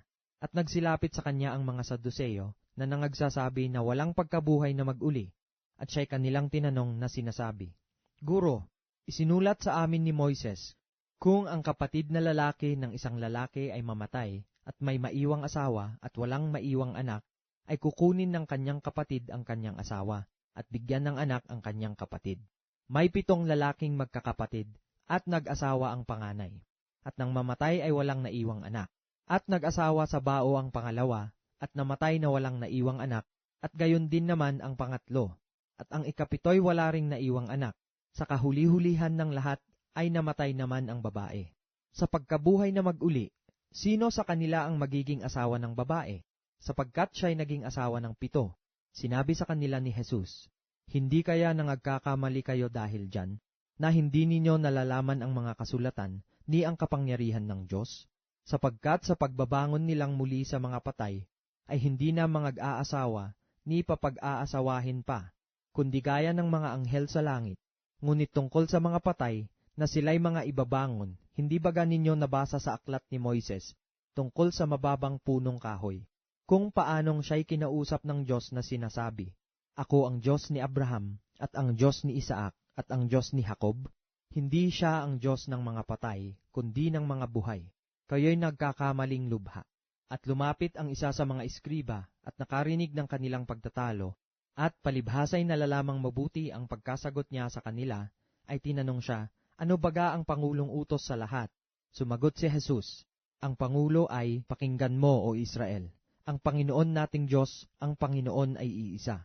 At iibigin mo ang Panginoon mong Diyos ng buong puso mo, at ng buong kaluluwa mo, at ng buong pag-iisip mo, at ng buong lakas mo. Ang pangalawa ay ito, iibigin mo ang iyong kapwa na gaya ng iyong sarili. Walang utos na hihigit sa mga ito. At sinabi sa kanya ng iskriba, Sa katotohanan, Guro, ay mabuti ang pagkasabi mo na siya'y iisa, at wala nang iba liban sa kanya. At ang siya'y ibigin ng buong puso at ng buong pagkaunawa at ng buong lakas at ibigin ang kapwa niya na gaya ng sa kanyang sarili ay higit pa kaysa lahat ng mga handog na susunugin at mga hain. At nang makita ni Jesus na siya'y sumagot na may katalinuhan ay sinabi niya sa kanya, Hindi ka malayo sa kaharian ng Diyos. At walang tao pagkatapos noon na nangahas na tumanong pa sa kanya ng anumang tanong. At sumagot si Jesus at nagsabi nang siya'y nagtuturo sa templo, Paanong masasabi ng mga iskriba na ang Kristo ay anak ni David? Si David din ang nagsabi sa pamamagitan ng Espiritu Santo, Sinabi ng Panginoon sa aking Panginoon, Maupo ka sa aking kanan, hanggang sa gawin ko ang iyong mga kaaway na tungtungan ng iyong mga paa. Si David din ang tumatawag na Panginoon sa kanya, at paano ngang siya'y kanyang anak, at ang mga karaniwang tao ay nangakikinig sa kanyang may galak. At sinabi niya sa kanyang pagtuturo, Mag-ingat kayo sa mga iskriba, na ibig magsilakad na may mahahabang damit, at pagpugayan sa mga pamilihan, at ibig nila ang mga pangulong upuan sa mga sinagoga, at ang mga pangulong luklukan sa mga pigingan. Silang nangananakmal ng mga bahay ng mga babaeng bao, at dinadahilan ay ang mahahabang panalangin, ang mga ito'y tatanggap ng lalong malaking kahatulan. At umupo siya sa tapat ng kabangyaman, at minasdan kung paanong inihuhulog ng karamihan ang salapi sa kabangyaman, at maraming mayayaman ang nangaghuhulog ng marami. At lumapit ang isang babaeng bao, at siya'y naghulog ng 2 lepta, na ang halagay halos 1 beles. At pinalapit niya sa kanya ang kanyang mga alagad at sinabi sa kanila, "Katotohanang sinasabi ko sa inyo, ang dukhang baong babaeng ito ay naghulog ng higit kaysa lahat ng nangaghuhulog sa kabangyaman, sapagkat silang lahat ay nagsipaghulog nang sa kanila'y labis. Datapwat siya sa kanyang kasalatan ay inihulog ang buong nasa kanya, sa makatuwid bagay ang buong kanyang ikabubuhay." 13 Kabanata. At paglabas niya sa templo ay sinabi sa kanya ng isa sa kanyang mga alagad, "Guro, masdan mo, pagkaiinam ng mga bato at pagkaiinam ng mga gusali." At sinabi ni Jesus sa kanya, "Nakikita mo baga ang malalaking gusaling ito? Walang matitira ditong isang bato sa ibabaw ng kapwa bato na di ibabagsak." At samantalang siya'y nakaupo sa bundok ng mga Olibo sa tapat ng templo, ay tinanong siya ng lihim ni Pedro at ni Santiago at ni Juan at ni Andres, "Sabihin mo sa amin, kailan mangyayari ang mga bagay na ito? At ano ang magiging tanda pagka malapit nang maganap ang lahat ng mga bagay na ito?" At si Jesus ay nagpasimulang magsabi sa kanila, "Mag-ingat kayo na huwag kayong paligaw kanino mang tao. Maraming paririto sa aking pangalan na magsisipagsabi ako ang Kristo at maliligaw ang marami. At kung makakarinig kayo ng mga digma at ng mga alingawngaw ng mga digma, ay huwag kayong mga gulumihanan. Ang mga bagay na ito'y dapat na mangyari, datapwat hindi pa ang wakas. Sapagkat magtitindig ang bansa laban sa bansa, at ang kaharian laban sa kaharian, at lilindol sa iba't ibang dako. Magkakagutom, ang mga bagay na ito'y pasimula ng kahirapan. Datapwat mag-ingat kayo sa inyong sarili, sapagkat kayo'y ibibigay nila sa mga Sanhedrin, at kayo'y hahampasin sa mga sinagoga, at kayo'y magsisitindig sa harap ng mga gobernador at ng mga hari dahil sa akin, na bilang patotoo sa kanila. At sa lahat ng mga bansa ay kinakailangan munang maipangaral ang ebanghelyo. At pagka kayo'y dinala sa harap ng mga kapulungan, at kayo'y ibigay, ay huwag kayong mga balisa kung ano ang inyong sasabihin. Datapwat ang ipagkaloob sa inyo sa oras na yaon, ay siya ninyong sabihin, sapagkat hindi kayo ang magsasalita, kundi ang Espiritu Santo. At ibibigay ng kapatid sa kamatayan ang kapatid, at ng ama ang kanyang anak. At magsisipaghimagsik ang mga anak laban sa mga magulang, at sila'y ipapapatay. At kayo'y kapupuotan ng lahat ng mga tao dahil sa aking pangalan. Datapwat ang magtitiis hanggang sa wakas ay siyang maliligtas. Ngunit pagkakita ninyo ng kasuklam-suklam na paninira, na nakatayo doon sa hindi dapat niyang kalagyan, unawain ng bumabasa. Kung magkagayoy magsitakas sa mga bundok ang nasa Judea, at ang nasa bubungan ay huwag bumaba, ni pumasok upang maglabas ng anuman sa kanyang bahay. At ang nasa bukid ay huwag magbalik upang kumuha ng kanyang balabal. Datapwat sa aba ng nangagdadalang tao at ng nangagpapasuso sa mga araw na yaon. At magsipanalangin kayo na ito'y huwag mangyari sa panahong tagginaw, sapagkat ang mga araw na yaon ay magiging kapighatian, na ang gayoy di pa nangyayari buhat sa pasimula ng paglalang na nilikha ng Diyos hanggang ngayon, at ni hindi na mangyayari kailanman. At malibang paikliin ng Panginoon ang mga araw, ay walang laman na makaliligtas, datapwat dahil sa mga hirang na kanyang hinirang, ay pinaikli niya ang mga araw. At kung magkagayon, kung may magsabi sa inyong sino mang tao, narito ang Kristo, o nariyan, huwag ninyong paniwalaan. Sapagkat may magsisilitaw na mga bulaang Kristo at mga bulaang propeta, at magpapakita ng mga tanda at mga kababalaghan upang mailigaw nila kung mangyayari ang mga hirang. Datapwat mag-ingat kayo, narito, ipinagpauna ko ng sinabi sa inyo ang lahat ng mga bagay. Ngunit sa mga araw na yaon, pagkatapos ng kapighatiang yaon, ay magdidilim ang araw at ang buwan ay hindi magbibigay ng kanyang liwanag. At mga lalaglag ang mga bituin mula sa langit, at magsisipangatal ang mga kapangyarihan sa mga langit. At kung magkagayoy makikita nila ang anak ng tao, na napariritong nasa mga alapaap na may dakilang kapangyarihan at kaluwalhatian. At kung magkagayoy susuguin niya ang mga anghel, at titipunin ang kanyang mga hinirang mula sa apat na hangin, mula sa wakas ng lupa hanggang sa dulo ng langit. Sa puno nga ng igos ay pag-aralan ninyo ang kanyang talinghaga. Pagka nananariwa ang kanyang sanga at sumusupling ang mga dahon, ay nalalaman ninyo na malapit na ang tag-araw. Gayon din naman kayo, pagka nangakita ninyong nangyari ang mga bagay na ito, ay talastasin ninyo na siya'y malapit na, sa mga pintuan nga. Katotohanang sinasabi ko sa inyo, hindi lilipas ang lahing ito hanggang sa mga ganap ang lahat ng mga bagay na ito. Ang langit at ang lupa ay lilipas, datapwat ang aking mga salita ay hindi lilipas. Ngunit tungkol sa araw o oras na iyon ay walang nakakaalam, kahit ang mga anghel sa langit, kahit ang anak, kundi ang Ama. Kayo'y mangag-ingat, mangagpuyat at magsipanalangin, sapagkat hindi ninyo nalalaman kung kailan kaya ang panahon. Gaya ng isang tao na nanirahan sa ibang lupain, na pagkaiwan ng kanyang bahay at pagkabigay ng kapamahalaan sa kanyang mga alipin, sa bawat isa'y ang kanyang gawain, ay nag-utos din naman sa bantay pinto na magpuyat. Mangagpuyat nga kayo, sapagkat hindi ninyo nalalaman kung kailan paririto ang Panginoon ng bahay, kung sa hapon o sa hating gabi o sa pagtilaok ng manok o sa umaga. Baka kung biglang pumarito ay kayo'y mangarat ng nangatutulog. At ang sinabi ko sa inyo ay sinasabi ko sa lahat, mangagpuyat kayo. 14 na kabanata. Pagkaraan nga ng 2 araw ay kapistahan ng Paskwa at ng mga tinapay na walang lebadura. At pinagsisikapan ng mga pangulong saserdote at ng mga eskriba kung paanong siya'y huhulihin sa pamamagitan ng daya at siya'y maipapatay. Sapagkat sinasabi nila, huwag sa kapistahan, baka magkagulo ang bayan.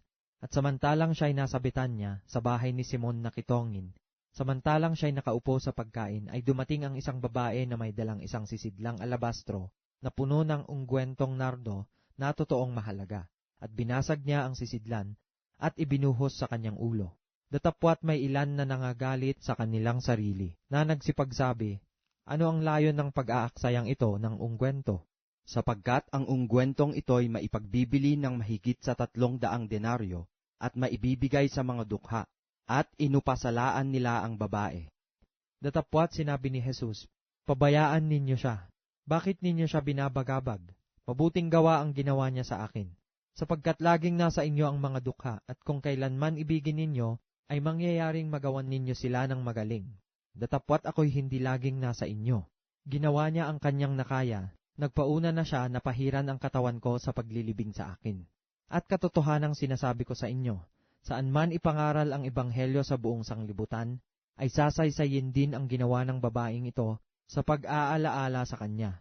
At si Judas Iscariote, na isa sa 12, ay naparoon sa mga pangulong saserdote upang maipagkanulo niya siya sa kanila. At sila, pagkarinig nila nito, ay nangatuwa at nagsipangakong siya'y bibigyan ng salapi, at pinagsikapan niya kung paanong siya ay kanyang maipagkakanulo sa kapanahunan. Nang unang araw ng mga tinapay na walang lebadura, nang kanilang inihahain ang kordero ng Paskwa, ay sinabi sa kanya ng kanyang mga alagad, saan mo ibig kaming magsiparoon at ipaghanda ka upang makakain ng kordero ng Paskwa? At sinugo ang 2 sa kanyang mga alagad at sa kanila'y sinabi, magsiparoon kayo sa bayan. At dooy masasalubong ninyo ang isang lalaki na may dalang isang bangang tubig, sundan ninyo siya. At saan man siya pumasok ay sabihin ninyo sa puno ng sangbahayan, sinasabi ng guro, saan naroon ang aking tuluyan, na makakanan ko ng kordero ng Paskwa na kasalo ng aking mga alagad. At ituturo niya sa inyo ang isang malaking silid sa itaas na nagagayakan at handa na, at ipaghanda ninyo roon tayo. At nagsiyaon ang mga alagad at nagsipasok sa bayan, at nasumpungan ng ayon sa sinabi niya sa kanila. At inihanda nila ang kordero ng Paskwa. At nang gumabi na ay naparoon siyang kasama ang 12. At samantalang sila'y nakakaupo na at nagsisikain ay sinabi ni Jesus, katotohanang sinasabi ko sa inyo, ang isa sa inyo na kasalo kong kumakain ay ipagkakanulo ako. Sila'y nagpasimulang nangamanglaw at isa-isang nagsabi sa kanya, ako baga? At sinabi niya sa kanila, isa nga sa 12, yaong sumabay sa aking sumausaw sa pinggan, sapagkat papanaw ang anak ng tao ayon sa nasusulat tungkol sa kanya. Datapwat sa aba niyaong taong nagkakanulo sa anak ng tao, mabuti pa sa taong yaon ang hindi na siya ipinanganak. At samantalang sila'y nagsisikain ay dumampot siya ng tinapay, at ng kanyang mapagpala ay kanyang pinagputol-putol at ibinigay sa kanila. At sinabi, inyong kunin, ito ang aking katawan. At siya'y dumampot ng isang saro, at nang siya'y makapagpasalamat, ay ibinigay niya sa kanila, at dooy nagsiinom silang lahat. At sinabi niya sa kanila, ito'y ang aking dugo ng tipan, na nabubuhos dahil sa marami. Katotohanang sinasabi ko sa inyo, na hindi na ako iinom ng bunga ng ubas hanggang sa araw na yaon na inumin kong panibago sa kaharian ng Diyos. At pagkaawit nila ng isang imno, ay nagsiparoon sila sa bundok ng mga Ulibo. At sinabi sa kanila ni Jesus, "Kayong lahat ay mga titisod, sapagkat nasusulat, sasaktan ko ang pastor at mangangalat ang mga tupa. Gayon may pagkapagbangon ko, ay mauuna ako sa inyo sa Galilea." Datapwat sinabi sa kanya ni Pedro, "Bagamat mga titisod ang lahat, ngunit ako'y hindi." At sinabi sa kanya ni Jesus, "Katotohanang sinasabi ko sa iyo, na ngayon, sa gabi ring ito, bago tumilaok ang manok ng makalawa, ay ikakaila mo akong makaitlo." Datapwat lalo nang nagmatigas siya na sinabi, "Kahimat kailangang mamatay akong kasama mo, ay hindi kita ikakaila." At sinabi rin naman ng lahat ang gayon din. At nagsirating sila sa isang dako na tinatawag na Getsemani, at sinabi niya sa kanyang mga alagad, "Magsiupo kayo rito, samantalang ako'y nananalangin." At kanyang isinama si Pedro at si Santiago at si Juan, at nagpasimulang nagtakang totoo at namanglaw na mainam. At sinabi niya sa kanila, "Namamanglaw na lubha ang aking kaluluwa. Hanggang sa kamatayan, mga tira kayo rito at mangagpuyat." At lumakad siya sa dako paroon, at nagpatira pa sa lupa, at idinalangin na kung mangyayari ay makalampas sa kanya ang oras. At kanyang sinabi, "Aba, Ama, may pangyayari sa iyo ang lahat ng mga bagay. Ilayo mo sa akin ang sarong ito, gayon may hindi ang ayon sa ibig ko, kundi ang ayon sa ibig mo." At siya'y lumapit at naratnang sila'y nangatutulog at sinabi kay Pedro, "Simon, natutulog ka baga? Hindi ka makapagpuyat ng isang oras? Kayo'y mangagpuyat at magsipanalangin upang huwag kayong magsipasok sa tukso. Ang espiritu sa katotohanan ay may ibig, datapwat mahina ang laman." At muli siyang umalis at nanalangin na sinabi ang gayon ding mga salita. At muli siyang nagbalik at naratnang sila'y nangatutulog, sapagkat nangabibigatang totoo ang kanilang mga mata at wala silang maalamang sa kanya'y isagot. At lumapit siyang bilang ikatlo at sinabi sa kanila, "Mga tulog na kayo at mangagpahinga. Sukat na, dumating na ang oras. Narito, ang anak ng tao ay ipagkakanulo sa mga kamay ng mga makasalanan. Magsitindig kayo, hayo na tayo. Narito, malapit na ang nagkakanulo sa akin." At pagdaka, samantalang nagsasalita pa siya, ay dumating si Judas, na isa sa 12, at kasama niya ang isang karamihang may mga tabak at mga panghampas, na mula sa mga pangulong saserdote at sa mga eskriba at sa matatanda. Ang nagkanulo nga sa kanya ay nagbigay sa kanila ng isang hudyat, na sinasabi, "Ang aking hagkan ay yaon nga. Hulihin ninyo siya at dalhin ninyo siyang maingat." At nang dumating siya, pagdakay lumapit siya sa kanya at nagsabi, "Rabay," at siya'y hinagkan. At siya'y sinunggaban nila at siya'y kanilang dinakip. Datapwat isa sa nangaroon ay nagbunot ng kanyang tabak at sinugatan ng alipin ng dakilang saserdote at tinigpas ang kanyang tainga. At sumagot si Jesus at sinabi sa kanila, "Kayo bagay nagsilabas na parang laban sa isang tulisan, na may mga tabak at mga panghampas upang dakpin ako? Araw-araw ay kasama ninyo ako sa templo, na nagtuturo at hindi ninyo ako hinuli. Ngunit nangyari ito upang matupad ang mga kasulatan." At iniwan siya ng lahat at nagsitakas. At sinundan siya ng isang binata, na nababalot ng isang kumot ang katawan niyang hubot-hubad, at hinawakan nila siya. Datapwat kanyang binitiwan ang kumot at tumakas na hubot-hubad. At dinala nila si Jesus sa dakilang saserdote, at nangagpipisan sa kanya ang lahat ng mga pangulong saserdote, at ang matatanda at ang mga eskriba. At si Pedro ay sumunod sa kanya sa malayo, hanggang sa loob ng looban ng dakilang saserdote, at nakiumpok siya sa mga punong kawal, at nagpapainit sa ningas ng apoy. Ang mga pangulong saserdote nga at ang buong Sanhedrin ay nagsisihanap ng patotoo laban kay Jesus upang siya'y ipapatay at hindi nangasumpungan, sapagkat marami ang nagsisaksi ng kasinungalingan laban sa kanya, at ang kanilang mga patotoo ay hindi nangagkatugma. At nagsipagtindig ang ilan, at nagsisaksi ng kasinungalingan laban sa kanya na sinasabi, "Narinig naming sinabi niya, aking igigiba ang templong ito na gawa ng mga kamay, at sa loob ng 3 araw ay itatayo ko ang ibang hindi gawa ng mga kamay." At kahit sa papagayon man, ay hindi rin nangagkatugma ang patotoo nila. At nagtindig sa gitna ang dakilang saserdote at tinanong si Jesus na sinabi, hindi ka sumasagot ng anuman. Ano ang sinasaksihan ng mga ito laban sayo? Datapwat siya'y hindi umiimik at walang isinagot. Tinanong siyang muli ng dakilang saserdote at sinabi sa kanya, Ikaw baga ang Kristo, ang anak ng mapalad? At sinabi ni Jesus, Ako nga. At makikita ninyo ang anak ng tao na nakaupo sa kanan ng makapangyarihan at pumaparito na nasa mga alapaap ng langit. At hinapak ng dakilang saserdote ang kanyang mga damit at nagsabi, Ano pang kailangan natin ng mga saksi? Narinig ninyo ang kapusungan, ano sa akala ninyo? At hinatulan nilang lahat na siya'y dapat mamatay. At pinasimulang luraan siya ng ilan at tinakpan ang kanyang mukha. At siya'y pinagsusuntok, at sa kanya'y kanilang sinabi, Hulaan mo, at siya'y pinagsusuntok ng mga punong kawal. At samantalang nasa ibaba si Pedro sa looban ay lumapit ang isa sa mga alilang babae ng dakilang saserdote. At pagkakita niya kay Pedro na nagpapainit, ay tinitigan niya siya at sinabi, Ikaw man ay kasama rin ng Nazareno na si Jesus. Datapwat siya'y kumaila na sinasabi, Hindi ko nalalaman ni nauunawa man ang sinasabi mo. At lumabas siya sa portiko at tumilaok ang manok.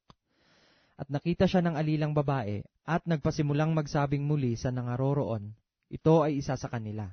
Datapwat muling ikinaila niya at hindi nalaon at ang nangaroroon ay nangagsabing muli kay Pedro, Sa katotohanang ikaw ay isa sa kanila sapagkat ikaw ay Galileo. Datapwat siya'y nagpasimulang manungayaw at manumpa, Hindi ko nakikilala ang taong ito na inyong sinasabi. At pagdaka, bilang pangalaway tumilaok ang manok. At naaalaala ni Pedro ang salitang sinabi ni Jesus sa kanya, Bago tumilaok ang manok ng makalawa, ay ikakaila mo akong makaitlo. At nang maisip niya ito, ay tumangis siya. 15 kabanata. At pagdaka, pagkaumaga ay nangagsang usapan ang mga pangulong saserdote, pati ng matatanda at mga iskriba, at ang buong Sanedrin, at ginapos si Jesus, at inilabas siya at ibinigay siya kay Pilato. At itinanong sa kanya ni Pilato, Ikaw baga ang hari ng mga Hudyo? At pagsagot niya ay sinabi sa kanya, Ikaw ang nagsasabi. At isinakdal siya sa maraming bagay ng mga pangulong saserdote. At muling tinanong siya ni Pilato na sinasabi, Hindi ka sumasagot ng anuman. Tingnan mo kung gaano karaming bagay ang kanilang isinasakdal laban sayo. Datapwat si Jesus ay hindi na sumagot ng anuman, anupat nang gilalas si Pilato. Sa kapistahan nga ay pinagkaugalian niya, napawalan sa kanila ang isang bilanggo, na kanilang hingin sa kanya. At mayroong isa na kung tawagin ay Barabas, na nangagapos na kasama ng nangaghimagsik, mga taong nagsipatay ng mga tao sa panghihimagsik. At nagsipanhik ang karamihan at nangagpasimulang hingin sa kanya na sa kanila'y gawin ang gaya ng sa kanila'y laging ginagawa. At sinagot sila ni Pilato na sinasabi, Ibig baga ninyo na pawalan ko sa inyo ang hari ng mga Hudyo?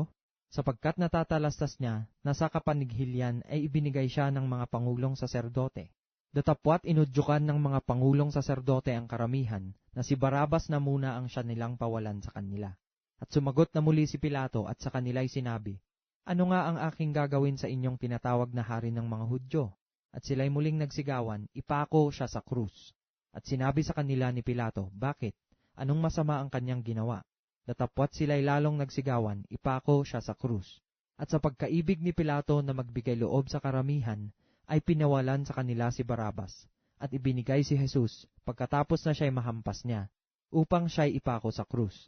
At dinala siya ng mga kawal sa looban, na siyang pretoryo, at kanilang tinipon ang buong pulutong.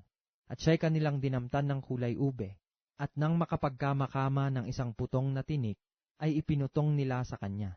At nagpasimula silang siya'y batiin, Aba, hari ng mga Hudyo, at sinaktan nila ang kanyang ulo ng isang tambo, at siya'y niluluraan, at pagkaluhod nila, siya'y sinamba.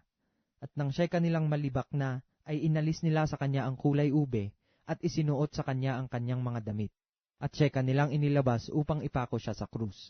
At kanilang pinilit ang isang nagdaraan, si Simon na taga Cirene, na ama ni Alejandro at ni Rufo, na nanggagaling sa bukid upang sumama sa kanila upang pasanin niya ang kanyang krus. Siya'y kanilang dinala sa dako ng Golgota, na kung liliwanagin ay ang dako ng bungo, at siya'y dinulutan nila ng alak na hinaluan ng mira, datapwat hindi niya tinanggap. At siya'y kanilang ipinako sa krus at kanilang pinaghati-hatian ang kanyang mga damit, na kanilang pinagsapalaran kung alin ang dadalhin ng bawat isa. at 3 na ang oras at siya'y kanilang ipinako sa krus. At ang pamagat ng pagkasakdal sa kanya ay isinulat sa ulunan, ang hari ng mga Hudyo. At ipinako sa krus na kasama niya ang 2 tulisan, isa sa kanyang kanan at isa sa kanyang kaliwa. At natupad ang kasulatan, na nagsasabi, at siya'y ibinilang sa mga suwail, at siya'y inalipusta ng nagsisipagdaan na pinagtatango-tango ang kanilang mga ulo, at sinasabi, ikaw na iginigiba mo ang templo, at sa 3 araw ay iyong itinatayo. Iyong iligtas ang sarili mo at bumaba ka sa krus. Gayon din naman ang mga pangulong saserdote pati ng mga eskriba. Siya'y minumura na nangagsasalitaan sila na sinasabi, nagligtas siya ng mga iba, sa kanyang sarili ay hindi makapagligtas. Bumaba ngayon mula sa krus ang Kristo, ang hari ng Israel, upang aming makita ang sampalatayanan. At minumura siya ng mga kasama niyang nangapapako. At nang dumating ang 6 na oras, ay nagdilim sa buong lupa hanggang sa oras na 9. At ng oras na 9 ay sumigaw si Jesus ng malakas na tinig, Eloi, Eloi, lama sabachthani, na kung liliwanagin ay, Diyos ko, bakit mo ako pinabayaan? At nang marinig ng ilang nangaroon, ay sinabi nila, narito, tinatawag niya si Elias. At tumakbo ang isa at binasa ng suka ang isang espongha, saka inilagay sa isang tambo, at ipinainom sa kanya na sinasabi, pabayaan ninyo, tingnan natin kung paririto si Elias upang siya'y ibaba. At si Jesus ay sumigaw ng malakas na tinig at nalagot ang hininga. At ang tabing ng templo ay nahapak na nagkadalawa, mula sa itaas hanggang sa ibaba. At ang senturyong nakatayo sa tapat niya, nang makitang malagot ang hininga niya, ay kanyang sinabi, katotohanang ang taong ito ay anak ng Diyos. At mayroon din namang mga babae na nagsisitanaw mula sa malayo, na sa mga yaoy nangaroroon kapwa si Maria Magdalena at si Mariang ina ni Santiago na bata at ni Jose at si Salome, na nang siya'y nasa Galilea ay nagsisisunod sila sa kanya at siya'y pinaglilingkuran nila at mga iba pang maraming babae na nagsiahong kasama niya sa Jerusalem. At nang kinahapunan sapagkat nooy paghahanda, sa makatwid bagay ang araw na nauuna sa Sabat, dumating si Jose na taga Arimatea, isang kasangguni na may marangal na kalagayan, na naghihintay rin naman ng kaharian ng Diyos, at pinangahasan niyang pinasok si Pilato at hiningi ang bangkay ni Jesus.